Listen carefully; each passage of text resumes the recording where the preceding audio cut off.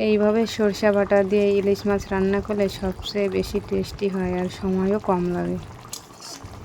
তাহলে বন্ধুরা চলুন ভিডিওটি শুরু করা যাক।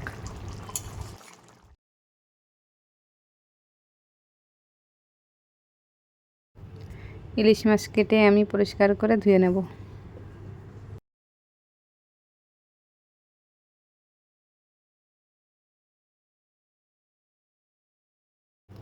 সাদা সরষা, কালো সরষা আর কাঁচা লঙ্কা দিয়ে বেটে নেব।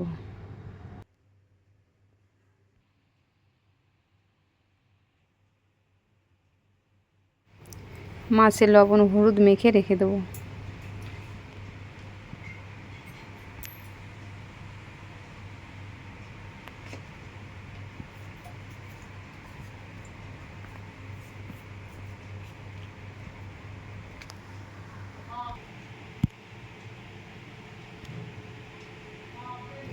কড়াইতে সরিষার তেল দিয়ে দেবো।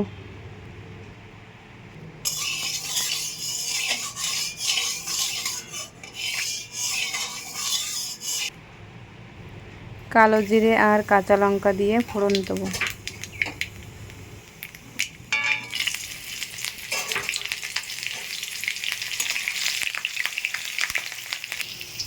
তেলের মধ্যে হলুদ দিয়ে পরিমাণ মতো গরম জল দিয়ে দেবো।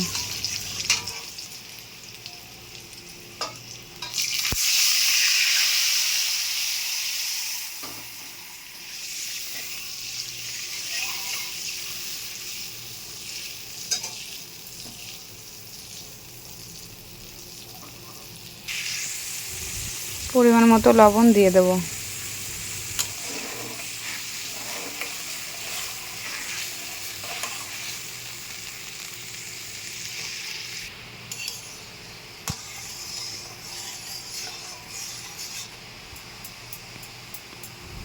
ঝোল ভালো করে ফুটে উঠেছে, এবার লবণ হলুদ মাখিয়ে রাখা মাছটা দিয়ে দেবো।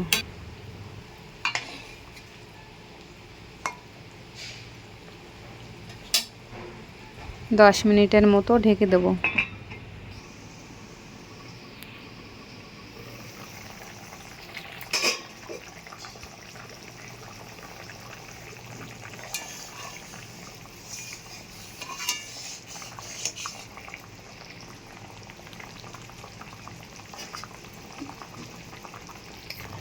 মাছটা প্রায় হয়ে এসছে, এবার সরিষা বাটা দিয়ে দেবো।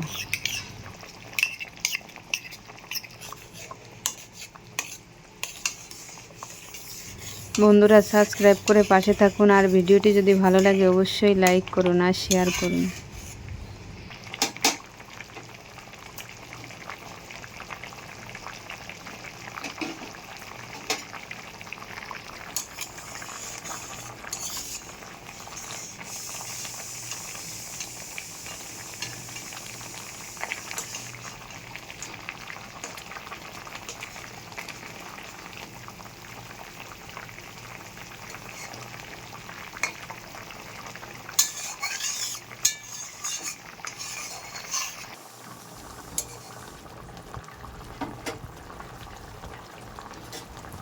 ইলিশ মাছ রান্না হয়ে গেছে, এবার উপর থেকে একটু সরিষার তেল দিয়ে দেবো।